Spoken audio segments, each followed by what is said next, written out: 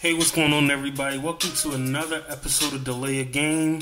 We're going to take the time out to go over the last few games of the Eastern Conference Finals and then give a little preview about the finals that we have now known the two teams, the Golden State Warriors and the Boston Celtics. So stay with us for a brief minute, and we're just going to start going over the Eastern Conference Finals that recently ended. I want to thank all the listeners and the supporters. Thank you for keeping the check-in. I ask that you subscribe, like, if you like the content. If you just want to comment, share your own opinions, feel free to do so. I'm sorry to see the Miami Heat go home.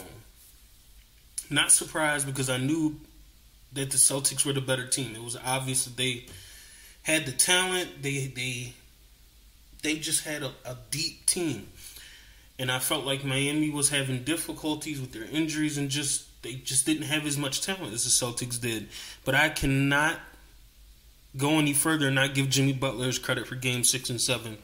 That man played his heart out, and I think was trying his best to will that team to victory. Because the truth is, Kyle Lowry has his ups and downs, but hasn't been the same since he hurt his hamstring. We saw Tyler Hero go down. He even tried to give it a go in Game 7, but was out the second half. So we've seen some struggles. We've seen it. I hate to say, Jimmy Butler was pulling the Heat along. They weren't offering much assistance consistently. So given this performance in Game 6, I personally didn't. I thought Jimmy Butler would give it his best. I wasn't sure what it was going to be. And the fact that he played the entire Game 7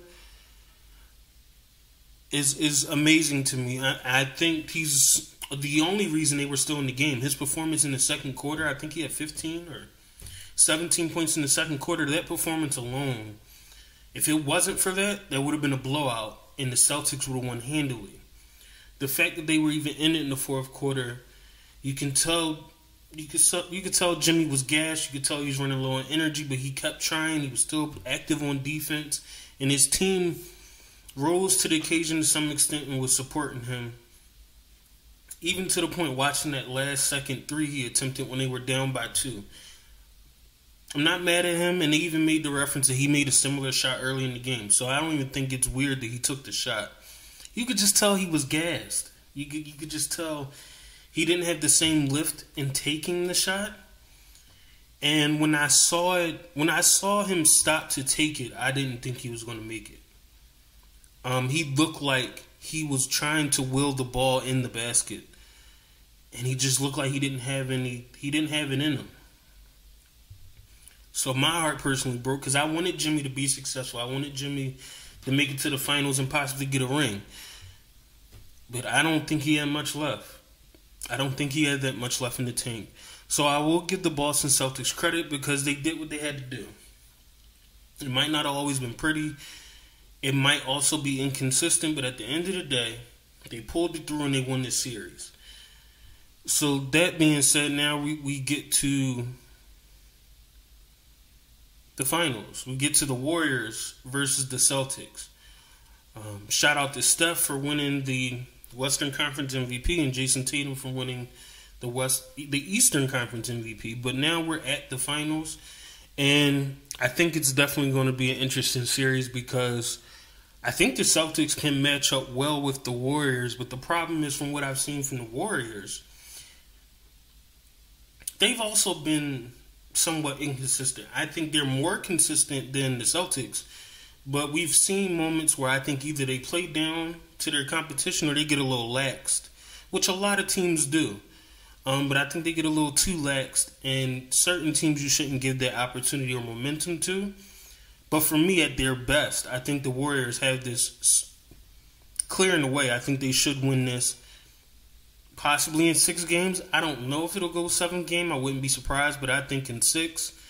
The Celtics concern me because they have the ability to do it. They have the talent to do it, but they just have moments of inconsistencies.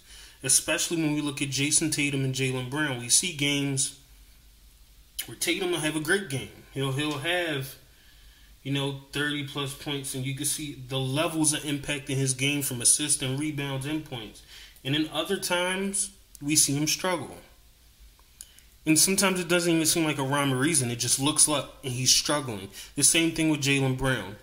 And if we look even at Marcus Smart, part of the reason the Heat got in the game because Marcus Smart started taking some interesting shots instead of playing team basketball. So for me, I can't say they're inexperienced in the sense they've been together for a while, but maybe they're inexperienced of being in this type of situation. Because this is it. This is their first finals. I believe this is the first Eastern Conference. Well, I know this is the first Eastern Conference final they won, and I believe they went to 2 or 3 other ones previously. So this is their first time getting over the hump. But I definitely think compared to the Warriors, for the fact that I think they've been to 6 finals before this one and won 4. Experience is 2 different things. So I think it could be a good series. I think the Celtics definitely need to get some consistency and reliability in their performance. But I'm still going with the Warriors personally, and I think I would have went with the Warriors regardless. As much as I was rooting for the Heat and Jimmy Butler, they had no chance to me of beating the Warriors. I think they would have made it competitive given they're just a team that plays hard. And I feel the same way about the Celtics. They play hard. They play disciplined at times. But I do think it'll be a hard series for them to beat the Warriors outright, barring any injuries. I think it'll be hard for them to beat the Warriors. So time will tell and we will see. It definitely is a chance for the Celtics to steal Game 1. I think they do have somewhat of an advantage because the Warriors could come out rusty or they could come out overconfident because even the sense of Draymond Green having the nerve to say we're facing the Celtics in the finals before Game 6 even happened, you very rarely see that from athletes. Kind of counting the cart before the horse. You don't really see that. So for him to go out on that limb, I think there's a level of arrogance they have to them right now. And I think the Celtics having some momentum. Because I think the way they play, they don't necessarily need a break right now. They need the momentum. I think with the momentum they have going into Game 1, there's a strong chance if the Celtics play disciplined basketball, they could steal a game. And now when I say discipline, I mean they have to execute in the late fourth quarter. They have to stay patient and disciplined under 5 minutes in the fourth quarter. Because I believe that'll be where this game is decided. And that is where they can hopefully steal Game 1. Because Golden State doesn't necessarily get rattled when they're losing. And I think they're disciplined enough to believe from coaching and the camaraderie they have with their team that if we stay disciplined, we can make a run at any point in time in this fourth quarter. We can put some shots together and some defensive stops and actually come back and win this game. I think they always believe that. I think the Celtics we've seen during this playoff run at times can become undisciplined and let teams come back into games they shouldn't be in, i.e. Game 7, where they let Miami a little back in. I think they need to stay disciplined and execute correctly, and we could see the Celtics steal Game 1. But regardless, like I said, I still feel like the Warriors are going to win the series, and we're going to see Steph finally get his finals MVP, hopefully, barring the Klay Thompson explosion. In reference to me saying how this was going to be a short episode, I'm not going to delay it any further. The thing that's on my mind and a conversation that's being had is Steph Curry's legacy. And I think we talked about it a little bit in one of the previous episodes, but I want to address it from a different perspective with the conversations that I've been hearing about Steph Curry becoming or moving into the top 10 best players ever if he wins a championship in the finals MVP this year. And I want to take the time to say I love Steph Curry. I am a fan. I think he's revolutionized the game. I think he is great at what he does. I also feel like that Mark Jackson was one of those people that was ahead of the curve and saw something great in him and Klay. Steph Curry is accomplished a lot of things. Back-to-back MVP, the unanimous MVP, multiple championships. He's also had some struggles in the playoffs, but that's irrelevant. He has cemented a legacy that he's only adding to. With that being said, if he's able to win the ring this year in the finals MVP, I think it will cause us to look at him in a better light. Especially given the Kevin Durant run, I think it'll be very helpful. But to say he will become top 10 ever, I think is a stretch. And I'm going to review this list that they've put together in reference to who the top 10 players are. And I don't know where he fits. So let's have fun. Number 1 is Michael Jordan. Number 2 is LeBron James. Number 3, they have Kareem Abdul-Jabbar. Number 4, Bill Russell. Number 5, Magic Johnson. Number 6, Wilt Chamberlain. Number 7, Shaquille O'Neal. Number 8, Larry Bird. Number 9, Tim Duncan. And number 10, Kobe Bryant. They have Steph on this list at number 13. Which I think it's fair. They have Oscar Robertson at 12. Hakeem Olajuwon at 11. Now, matter of opinion. They have him one spot better than Julius Erving. I disagree, but it could just be a matter of my opinion. Go Sixers. And the point I read the first 10 is because who do you take out? I was watching various sports takes, and they felt like, well, one person commented, maybe Larry Bird should be out the top 10 for Steph Curry. No disrespect to Steph. I'm not taking Larry Bird out of the top 10. Not off of just this championship and this finals MVP. What Larry Bird did in his career, you have to do more than that for me to just not consider him a top 10 player anymore. Maybe if he won back-to-back, but that would still be a hard argument. And as far as these other players, Tim Duncan, I think, does not get enough credit for being one of the best power forwards ever played a game. So for him to be that low, I also think is interesting, but it's neither here nor there. As far as the rest of this top 5, you're not taking anybody out.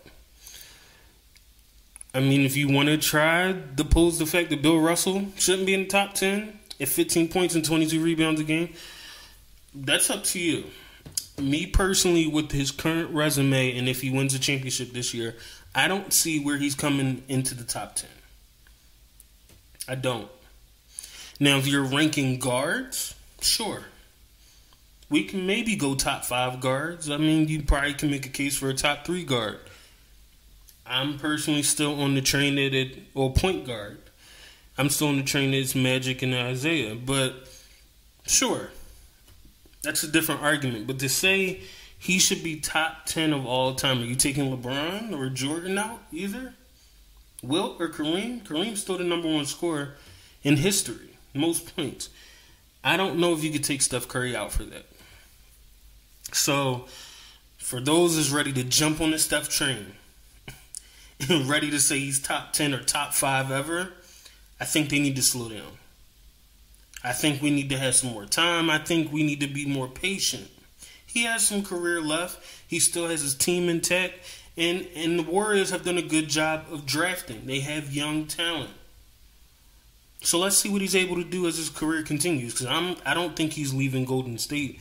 And I'm pretty sure that team is probably under contract. So he'll have another run at it next year. And maybe the year after.